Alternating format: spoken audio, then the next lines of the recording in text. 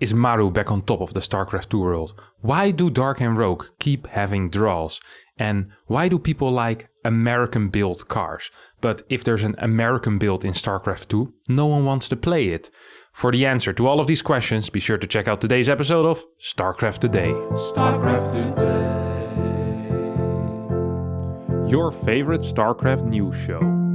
Last Friday, we had Asus Rougue make its return into the Starcraft 2 circuit with a 16-player tournament, $6,000 first prize. The first 2 days consisting of group stage matches. And we had a couple of upsets. Hero Marine actually managing to get out of his group in second place, taking out Trap in the elimination map with a very clean-looking TVP once again. After Hero Marine managed to take out SOS in the seasonal finals, he once again takes out a top Korean Protoss here in Group A. Then in Group C, we had something that perhaps was an upset where Raynor got out in first place. Now, I hear you guys think, an upset. This guy is the Intel Extreme Masters Katowice champion.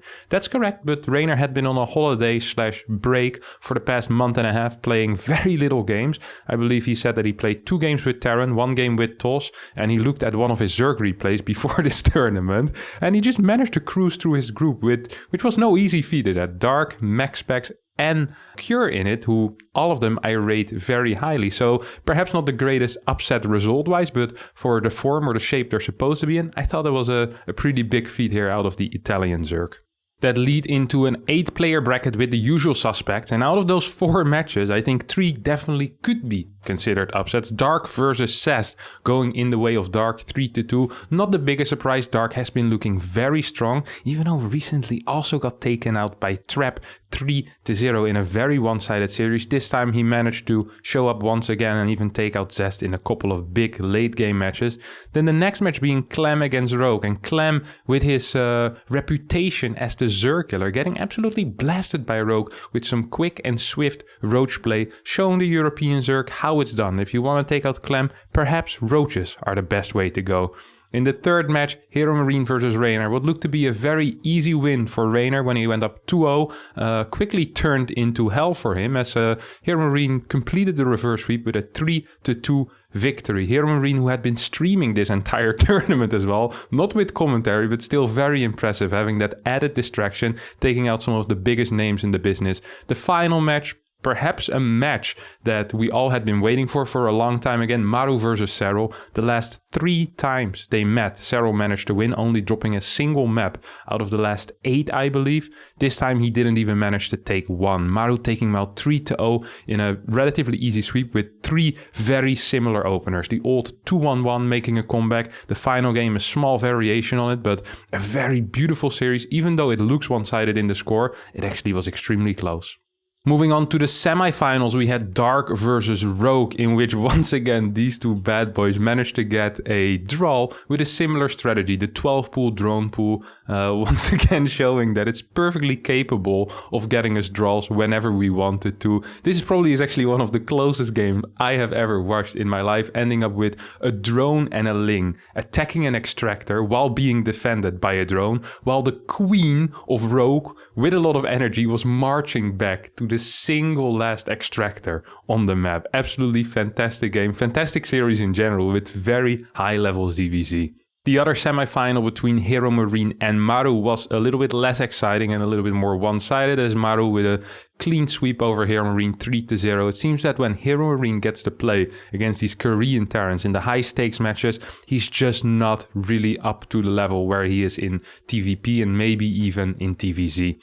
That gave us a final of Maru versus Rogue, in which Maru once again reigned supreme over Zerka. 4-2 victory. Rogue tried his best, but Maru just a little bit too strong, a little bit too solid, and a little bit too fast, especially in the early game, showing us why he is the king of micro after all. Earlier in the week, we also had 2 GSL quarterfinals still being played to complete out that round of 4. Trap versus Maru, in which Trap showed that he is very capable of winning PvT, even though a mere 24 hours later he got taken out by Hero Marine. and the other semi-final, Cure versus Spartan, in which Cure showed a lot of different builds. The funny thing, in the pre-game interview, he said, the way that I want to beat Parting is by playing very defensive and passive, and as long as I survive, I don't think he'll be able to beat me in the late game. Only to follow that up with 4 all-ins himself. So a very cheeky early game interview into early game wins there for Cure, completing out the round of 4 with Zest, Rougue, Cure, and Trap. This week's game of the week can be only one, Dark versus Rougue on 2000 Atmospheres. I already mentioned it, but it turned out in a draw. It started once again with a 12-pool drone pool, lots of really cute and insanely good micro, high-level decision-making, and an ending that honestly was insane. I don't think I've ever been this excited watching a drone and a Ling hit an extractor in my entire life. It's one of the greatest games of StarCraft 2. I think if you're ever going to show someone a game of StarCraft 2, this has to be it. This had absolutely everything. High-level decision-making, aggressive strategies, insanely good micro, and an exciting ending. So for me, this one maybe even the game of the year for me already so far. Absolutely buzzing. If you haven't seen it yet, go check that out at Asus Rock, Dark vs. Rougue, map number 1. For this week's Zoom In, we'll be having a look at Astrea, who managed to qualify for the Asus Rock by beating 4 players that started with a B. B, Bial, Bian, and Bunny were all taken out in the qualifier to get to Asus Rock. And in Asus Rock, even though he got the 4th place in the group, he did show some fantastically creative build orders, especially against Rougue. His style in general has always been a little bit different from other players, but in game 1 on Oxide, he opened up with Nexus first into a double Zealot Chrono Boost. And Astrea is one of the players that has a lot of build orders that are just a little bit different, and they don't always work, but they do always put him at least a mental advantage. And he always plays extremely aggressive. I remember back in the day he had a double Forge build against Zerg as well, where with pure gateway units he'd run around the map killing bases with insanely good upgrades. He's really fun to watch. He's a player that has been improving, is maybe stabilized a little bit at the level, but if this guy ever truly gets to the big league, we get some very entertaining and very aggressive StarCraft. Of course, this week we also had 3 ESL Open Cups. On the Sunday starting, we had the Korean Cup, in which Bian managed to take out Dream 3-1 to take that a victory. In Europe, we had Clam losing to Hero Marine in the finals. It seems like they're just passing back and forth the ESL Open Cup in the finals. 3-1 in Hero Marine's favor this time around. And in America, we saw Creator win it after taking out MaxPax, who took out Zaun the round before. Very impressive result there for the Danish player, but Creator still a little bit too strong for him. So 2 Korean winners, 1 European winner, and it's pretty much a standard week of EPT in my opinion. For this week's clip of the week, we had Clem, who went for a make or break play against Maru, and well, let's just say this play didn't quite make his day. Clem is gonna avoid him. Maru wants to catch a glimpse of this, and he sees it. This is actually big. That's a big deal. The Gorilla Marines again, just getting... oh, wow.